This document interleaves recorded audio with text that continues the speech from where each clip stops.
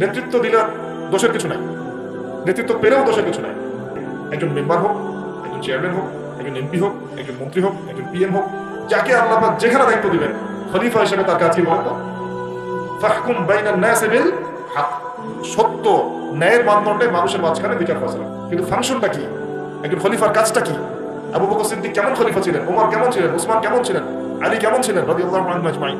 তারা এই আয়াতের উপর আমল করতেন, ফাহকুম বাইনান নাসি বিল হক, মানুষের মাঝখানে ন্যায় বিচার করতেন। দাউদ, ইন্না জাআলনাকা খলিফাতান ফিল আরদ, আমি আল্লাহ তোমাকে এই জমিনে খলিফা করেছি। সুবহানাল্লাহ। এবং ওই জমিন বলতে কিন্তু এখন জেরুজালেম, আর মানে এখানে কিন্তু ওই বাইতুল মুকাদ্দাস, তিনি ওখান থেকেই বিশ্ব শাসন করেছিলেন। তোমার দায়িত্ব কি হে দাউদ, তোমার কাজটা কি? ফাহকুম বাইনান নাসি বিল হক, সূরা সাদ বলেন তোমার কাজ হচ্ছে মানুষের মাঝে, অনুসারী জনগণের মাঝে তুমি ন্যায় বিচার প্রতিষ্ঠা করো। কি করবে? তার মানে একজন যে কেউ ন্যায় বিচার কথা বলা হয়েছে, ন্যায় বিচার। এখন ন্যায় বিচার কতটুকু কি হচ্ছে না হচ্ছে না আপনারা আমার চেয়ে ভালো জানেন, আমি এইসব নিয়ে কথা বলতে চাই না। কিন্তু আমাদের কাজ এতটুকুই, যাকে আল্লাহ যেখানে দায়িত্ব দিবেন ন্যায় বিচার। আরো আল্লাহ বলছেন, আরেকটা শেষ হয়নি, আরো সামনে একটু আছে। আল্লাহ বলছেন ওয়ালা তাত্তাবিউল হাওয়া, ন্যায় বিচার করো এবং নিজের হাওয়া প্রবৃত্তির অনুসরণ করো। নিজের মন গড়া বিধানের অনুসরণ করো না, নিজের প্রবৃত্তির দাসত্ব করো না। যদি করো তাহলে কি হবে? ইউদিল্লাকা আন সাবিলিল্লাহ, তাহলে আল্লাহ পাকের এই সরল পথ থেকে ওই প্রবৃত্তির অনুসরণ তোমাকে বিচ্যুত করবে। কার কথা এগুলো? আল্লাহর কথা। ইন্নাল্লাযীনা ইউদিল্লুনা আন সাবিলিল্লাহ, পরের আয়াত, নিশ্চয়ই যারা আল্লাহ পাকের সরল পথ থেকে বিচ্যুত হয়ে গেছে, লাহুম আযাবুন শাদীদ, তাদের জন্য কঠিন শাস্তি আছে। আযাবুন শাদীদ মানে কঠিন শাস্তি আছে। বিমা নাসু ইয়াউমাল হিসাব, এই কারণে যে তারা হিসাবের দিনটা ভুলে গিয়েছে। এই দুইটা আয়াত আমি শোনাই দিলাম আপনাকে। আল্লাহ পাক যাকে যেখানে দায়িত্ব দিবেন সবসময় এই দুইটা আয়াত মাথায় রাখবেন। আল্লাহ পাক আপনাকে দাউদ আলাইহিস সালামের মতো কাজ দিয়েছেন, আল্লাহ পাক আপনাকে আদম আলাইহিস সালামের মতো কাজ দিয়েছেন। যাকেই দেখ, X Y Z whoever he is, এটা আমাদের দেখার বিষয়। আমরা ধর্মতান্ত্রিক দৃষ্টিকোণ থেকে শুধু মূল নীতিগুলো বলব। তাহলে এখানে খলিফার কাজ কি বুঝতে পারলাম? মানুষের মাঝে ন্যায় বিচার প্রতিষ্ঠা করা, প্রবৃত্তির দাসত্ব না করা। যদি করি তাহলে কঠিন শাস্তি অপেক্ষা করছে। এখন আসেন, আল্লাহ নবী সাল্লাল্লাহু আলাইহি ওয়াসাল্লাম কি এই আয়াতের উপর আমল করে যান নাই? গিয়েছেন না যান নাই? তার জীবদ্দশায়, তার 23 বছরের এই নববী জীবনে কেউ কখনো জুলুমের শিকার হয়েছিল? বলেন তো, কেউ বলতে পারবে বুকে হাত দিয়ে যে একজন মানুষ জুলুমের শিকার হয়েছে? তার রেখে যাওয়া ইসলামের এই প্ল্যাটফর্মের উপরে আবু বকর সিদ্দিক শাসন চালিয়েছেন 2.5 বছরের মতো। আবু বকর সিদ্দিকের সময় কি কেউ জুলুমের শিকার হয়েছিল? তিনি কি এই আয়াতগুলোর উপর আমল করেছিলেন না করেন নাই? তাহলে তিনি একজন সফল খলিফা ছিলেন। আমরা খলিফা এবং খেলাফা দুটার ব্যাখ্যা বুঝতে পারলাম। যে খলিফা আল্লাহ পাকের বিধান মেনে বিচার ফয়সালা করে, ওই শাসন ব্যবস্থাটাকেই বলা হয় খিলাফা। এটা নতুন কোনো মৌলবাদী শব্দ নয়। আমরা ভুল বুঝি, আমাদেরকে ভুল বোঝানো হয়। একজন খলিফা যে আল্লাহ পাকের বিধান অনুযায়ী বিচার ফয়সালা করে, তার ওই শাসন ব্যবস্থাটাকে বলা হয় খিলাফা, যেটা আসবে সামনে ঈসা আলাইহিস সালামের হাতে। এখন আপনি সর্বোচ্চ পর্যায়ে যান বিশ্বের, ইউনাইটেড নেশনস, এখানে খিলাফা কায়েম আছে? অনেস্টলি বলেন, এখানে কি আল্লাহর বিধান দিয়ে বিচার ফয়সালা করা হয়, নাকি ওদের পশ্চিমাদের মন করা বিধান দিয়ে করা হয়? 100-200 কেন, একদিনে যদি 1000টা বাচ্চাকে বোম মেরে হত্যা করে দেয়, তারপরে ওরা ইসরায়েলের পাশেই থাকবে, বলবে আমরা আমাদের বন্ধুর পাশে আছি। আমাদের যদি এর পরেও চোখ না খুলে, তাহলে নিশ্চিত আমরা ইন্টারনালি ব্লাইন্ড, আধ্যাত্মিকভাবে অন্ধ হয়ে গেছি। আর যারা অন্ধ তারাই তো অন্ধ দাজ্জালের অনুসরণ করবে।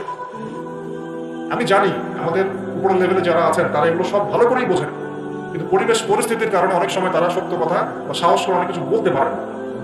কারণ তারা অবশ্যই বোঝেন, তারা মুসলিম পরিবার থেকে এসেছেন। আমাকে বলেন, তাদের যে সিস্টেম, এই সিস্টেমের মধ্যে যে অর্থ ব্যবস্থাটা আছে, এটা সুদ ভিত্তিক না সুদ বিবর্জিত? তাহলে এটা কি আল্লাহ পাকের কোরআনের সাথে গাদ্দারি হয়নি?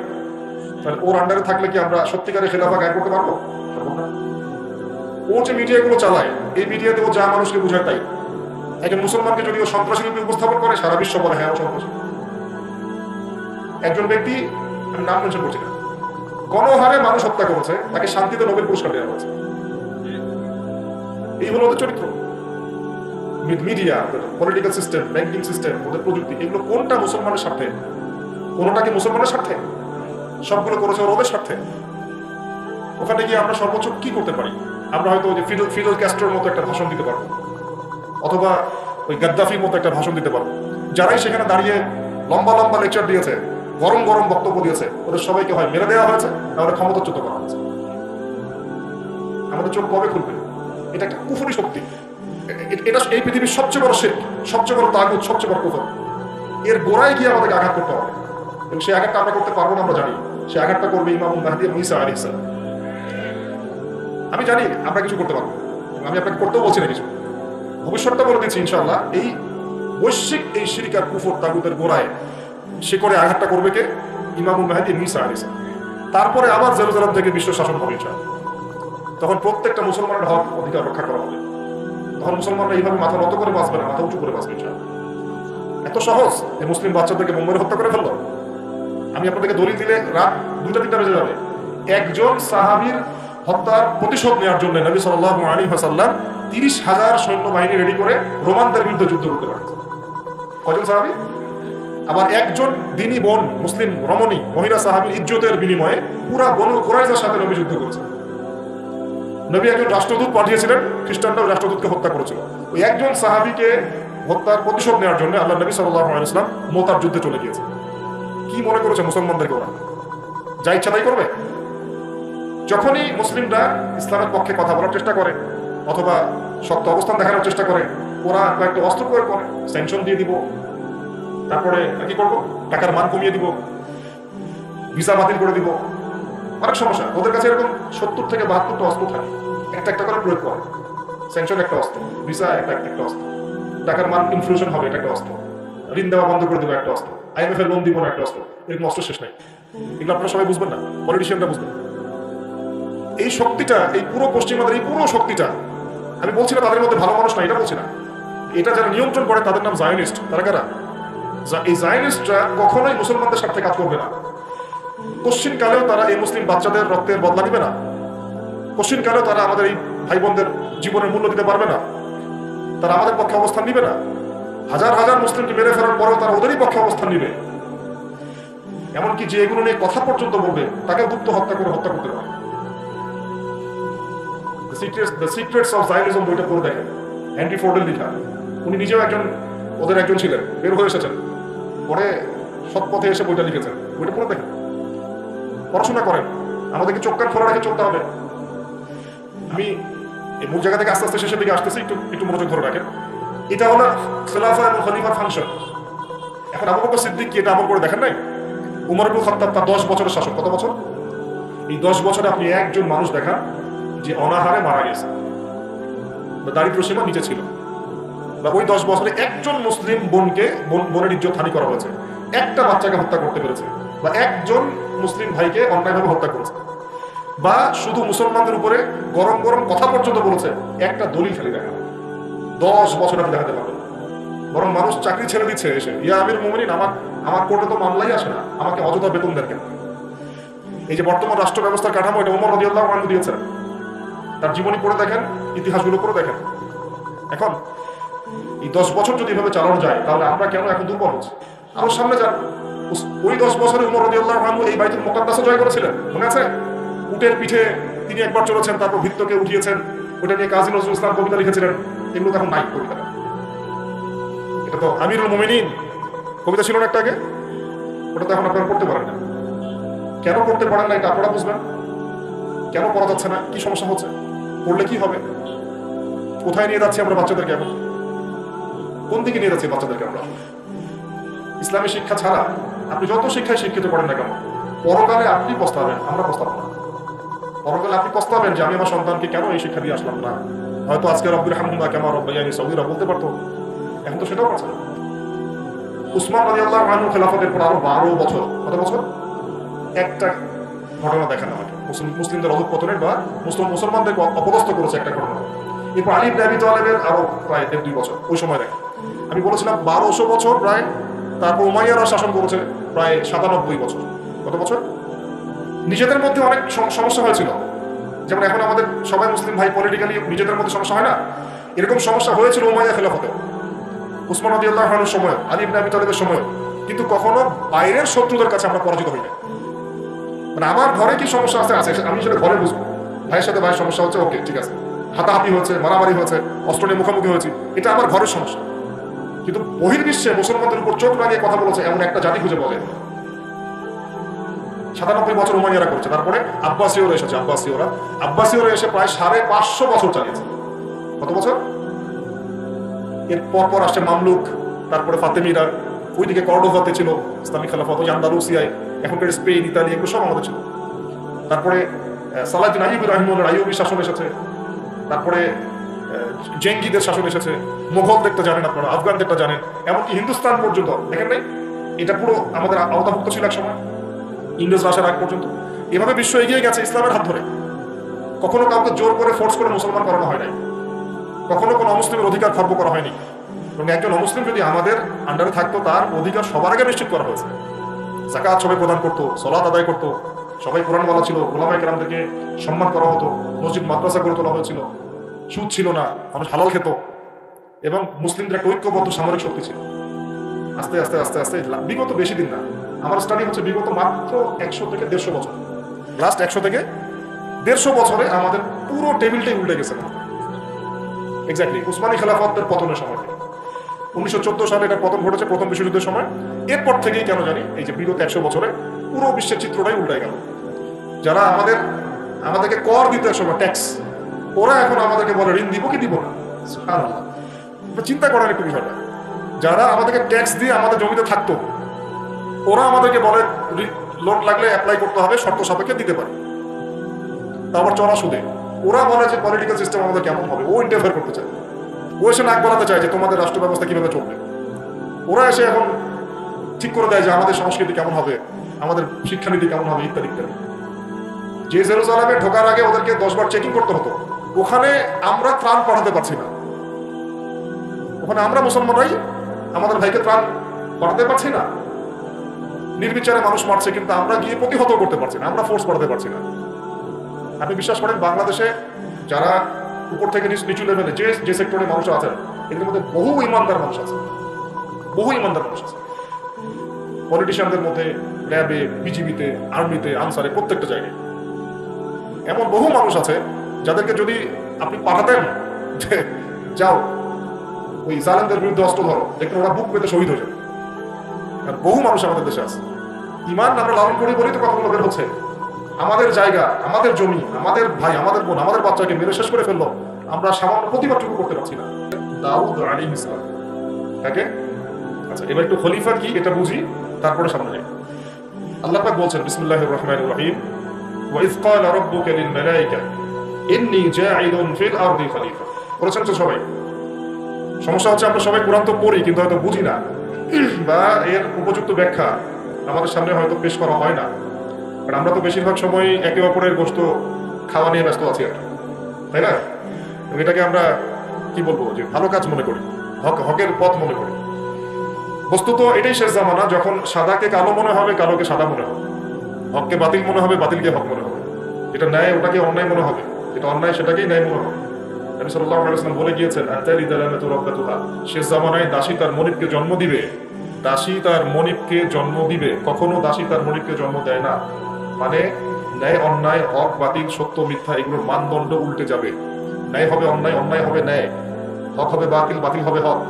যেটা সত্য সেটাই মিথ্যা মনে হবে, যেটা মিথ্যা সেটাই সত্য মনে হবে, যেটা অন্ধকার সেটাকে আলো মনে হবে, যেটা আলো সেটাকে অন্ধকার মনে হবে। আতালি দালামাতু রাব্বাতুহা, হালালকে মানুষ হারাম করবে, হারামকে হালাল করবে। আমার কথা বুঝতে পারছেন কি? এটা বেশি গভীর হয়ে যাচ্ছে, সহজ করার চেষ্টা করছি।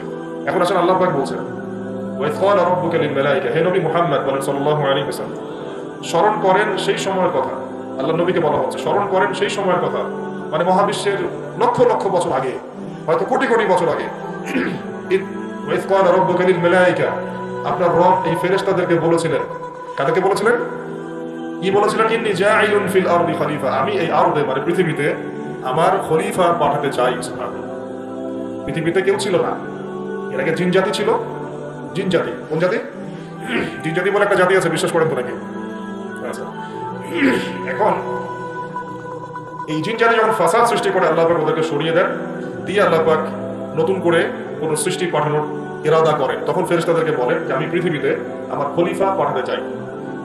কি পাঠাতে চাই? শব্দটা আবার বলেন, খলিফা। আছে, এবার আসেন।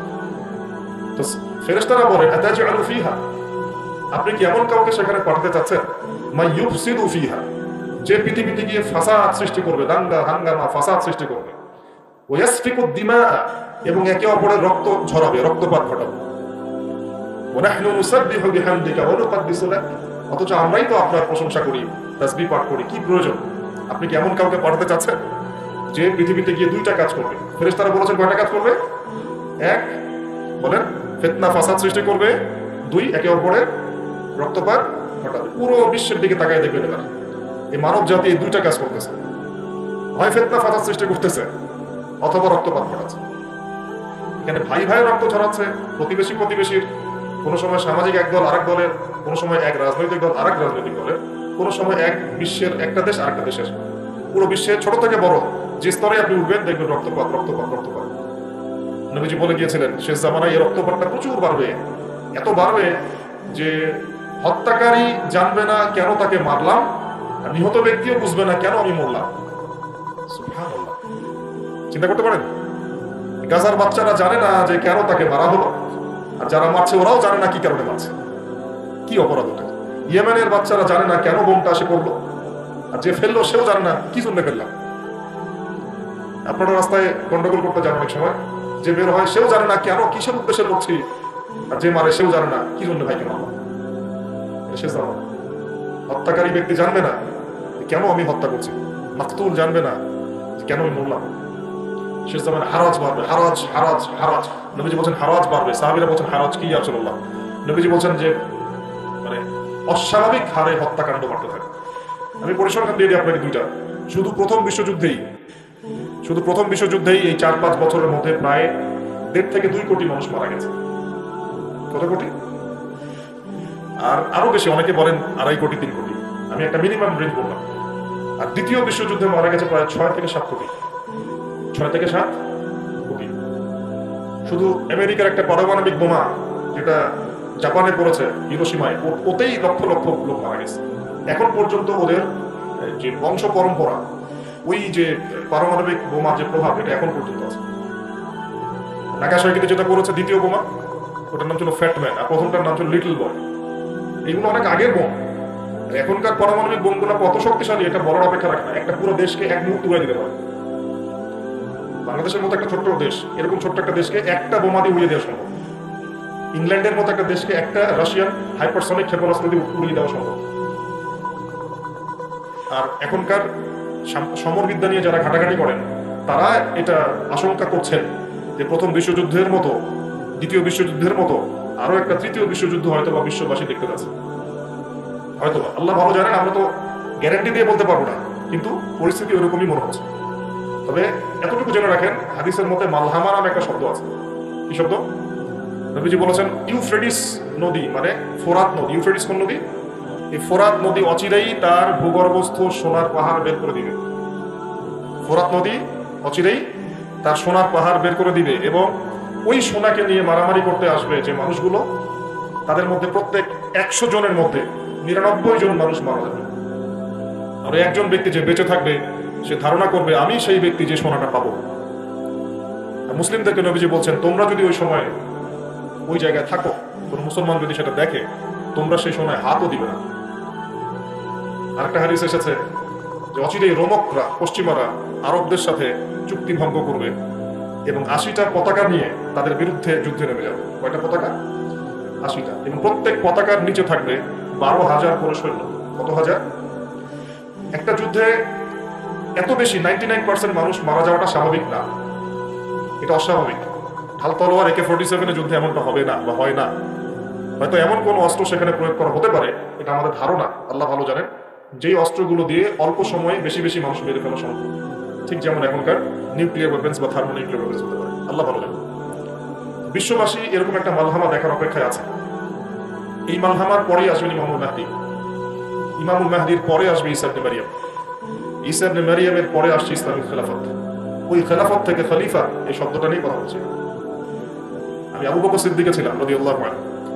ফেরেশতারা বলছেন, আপনি কি এমন কাউকে পৃথিবীতে পাঠাতে চান গিয়ে রক্তপাত ঘটাবে অথবা ফাসাদ সৃষ্টি করবে? যেটা বললাম, এখনকার বিশ্বে দুটোই আমাদের কাজ।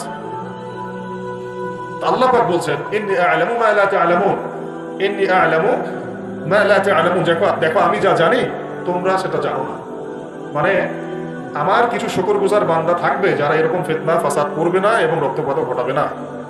তাদের জন্যই আমি প্রস্তুত করেছি জান্নাতুল ফিরদাউস। তো এখন ফেরেশতাদের মতামত আপনারা শুনলেন, আল্লাহ পাকের কথাও শুনলেন। এখন আল্লাহ রাব্বুল আলামিন তার খলিফা হিসেবে সৃষ্টি করলেন তার নিজ হাতে আদম আলাইহিস সালামকে। প্রথম মানবকে, তিনি নবীও হলেন, তিনি প্রথম মানব এবং তিনি খলিফা। এখন আদম আলাইহিস সালামকে তার স্ত্রী সহ জান্নাতে থাকতে দেওয়া হলো। এই ঘটনা আপনারা জানেন। ইবলিস এসে প্ররোচিত করলো। তার আগে ইবলিসকে বলা হয়েছিল সেজদা করো, সবাই সেজদা করলো, ইবলিস করলো না। মনে আছে? এটা তো আপনারা জানেন। ওইদিকে আমি আর ওই জন্য সময় নষ্ট করছি না। ইবলিস সেজদা না করে কাফের হয়ে গেল। আর আদম আলাইহিস সালাম এবং হাওয়া আলাইহিস সালামকে জান্নাতে থাকতে দেওয়া হলো। বলা হলো যে এখানে থাকো, কিন্তু ওয়ালা তাকরাবা হাদিহি শাজারা, এই গাছের কাছেও যাবে না। ইবলিস ফুসলিয়ে ফাসলিয়ে তাদেরকে গাছের কাছে নিয়ে গেল। যেভাবে আমাদেরকে ফুসলিয়ে পাপের দিকে নিয়ে আসেন, ঠিক এভাবেই। ঠিক আছে? এখন আমাদের পিতামাতা একটা ভুল করে ফেললেন। মানুষ মাত্র কি হবে? আমাদের পিতামাতা ভুল করে ফেললেন। এটাই তো হাদিসের ব্যাখ্যা যে কুল্লু বনি আদম খাত্তা, প্রত্যেকটা বনু আদমেরই কি আছে? ভুল আছে। খায়রুল খাত্তাইন আত-তাওয়াবিন, যারা তওবা করে তারা হচ্ছে উত্তম ভুলকারী। আমাদের পিতা কিন্তু ভুলের উপর অটল থাকলেন না। ইবলিস যেমন তার মতে অটল থাকলো যে আমি সেজদা করি নাই, তো কি হয়েছে? খালাকতানি মিন নার ওয়া খালাকতাহু মিন তিন, আমাকে সৃষ্টি করেছেন আপনি আগুন দিয়ে, ওকে সৃষ্টি করেছেন মাটি দিয়ে। এটা ইবলিসের চরিত্র। যে ভুলের উপর অটল থাকে, সংশোধন করে না, সেই ইবলিসের অনুসারী। কথা বুঝতে পারছেন? ইবলিস কি এখানে সঠিক ছিল? নাউজুবিল্লাহ, কখনোই না। আল্লাহ পাক তাকে আদেশ করেছেন, আদম কিসের তৈরি সেটা তো দেখার দরকার নেই। আল্লাহ পাক আদেশ করেছেন, বাস তোমাকে সেজদা করতে হবে। এখন আমরা যেমন আল্লাহ পাকের আদেশের সামনে অনেক সময় এরকম দলিল উপস্থাপন করি, এটা কেন করবো, এটা কেন করবো, তাই না? পর্দা কেন করবো, নামাজ কেন করবো, যাকাত কেন দেওয়া লাগবে, এগুলো ইবলিসের চরিত্র। আর ইবলিস চ্যালেঞ্জ করলো আল্লাহকে, আল্লাহ পাক তাকে বের করে দিলেন, ফাখরুজ মিনহা ফাইন্নাকা রাজিম, এখান থেকে বের হও, তুমি অভিশপ্ত। ওয়া ইন্না আলাইকা লা'নাতা ইলা ইয়াউমিদ্দিন, কিয়ামত পর্যন্ত তোমার উপর লানত, অভিশাপ। ও আবার চালাক, সে বলল যে আমাকে কিয়ামত পর্যন্ত অবকাশ দিন, আনযিরনি ইলা ইয়াউমি ইউবআসুন, আমাকে কিয়ামত পর্যন্ত অবকাশ দিন। আল্লাহ পাক বলেন ইন্নাকা মিনাল মুনযারিন, যাও তুমি অবকাশ প্রাপ্তদের অন্তর্ভুক্ত একজন, ছেড়ে দিলাম তোমাকে, কিয়ামত পর্যন্ত হায়াত দেওয়া। এবার সে বলছে ফাবিমা আগাওয়াইতানি, হে আল্লাহ, যে আদমের জন্য আপনি আমাকে বের করে দিলেন, আমি চ্যালেঞ্জ করছি। ইবলিসের চ্যালেঞ্জটা মাথায় লিখে রাখেন, মাথায় লিখে রাখেন। ইবলিস বলছে ফাবিমা আগাওয়াইতানি লাআকুদান্না লাহুম সিরাতাকাল মুস্তাকিম, যার জন্য আপনি আমাকে এখান থেকে বের করে দিলেন, আমি তার সরল পথে ওত পেতে বসে থাকবো। কিভাবে বসে থাকবো? ওত পেতে। ثم لآتينهم من بين أيديهم ومن خلفهم وعن أيمانهم وعن شمائلهم ولا تجد أكثرهم شاكرين, আমি তাদের ডান দিক থেকে আসবো, বাম দিক থেকে আসবো, সামনে থেকে আসবো, পিছন থেকে আসবো, আপনি বেশিরভাগ আদম সন্তানকে শুকরগুজার পাবেন। কে বললো এটা? ইবলিসের এই কথা সত্য না মিথ্যা বলেন? এখন সত্য হয় না? কিভাবে সত্য সেটা একটা হাদিস থেকে দেখেন ধরি। আমি ওর গভীরে ঢুকে যাচ্ছি। কিয়ামতের মাঠে আদম আলাইহিস সালাম, এই আদম আলাইহিস সালামই যখন উঠবেন, আদম আলাইহিস সালামকে আল্লাহ পাক ডেকে বলবেন তোমার সন্তানদের মধ্য থেকে জাহান্নামী জান্নাতি আলাদা করে দাও তো তুমি। তো আদম আলাইহিস সালাম বলবেন ইয়া আল্লাহ, কতজন জান্নাতি, কতজন জাহান্নামী? আল্লাহ পাক বলবেন প্রত্যেক হাজারে 999 জনকে জাহান্নামের জন্য আলাদা করে দাও। বলেন নাউজুবিল্লাহ। এই হাদিসটা শোনার পরে সাহাবায়ে কেরাম রাদিয়াল্লাহু আনহুম খুব বিচলিত হয়ে পড়লেন। তখন নবী সাল্লাল্লাহু আলাইহি ওয়াসাল্লাম আশ্বস্ত করলেন যে ওই যে 1% জান্নাতি দেখা যাচ্ছে, এগুলো উম্মতে মুহাম্মাদের মধ্যেই বেশি হবে ইনশাআল্লাহ। তবে কোন উম্মতে মুহাম্মাদি যে নামাজ পড়ে না, রোজা রাখে না, যাকাত দেয় না, শরীয়তের বিধিবিধানের কোনো পরোয়া করে না, কোরআনটা পর্যন্ত তেলাওয়াত করতে চাচ্ছে না, সেই উম্মতে মুহাম্মাদি কথা বলা হচ্ছে কি? নাকি যারা নিজেদের জান মাল সময় শ্রম সবকিছু ঢেলে দিয়ে দিনের জন্য নিজেকে নিবেদিত প্রাণ করে, কাদের কথা বলা হচ্ছে? এটা আপনারা নিজেরাই বোঝেন, এটা তো আমার বোঝানোর দরকার নেই। এখন বুঝেন তাহলে পার্সেন্টেজটা কত হবে। তো ইবলিসের কথা তাহলে সত্য হলো।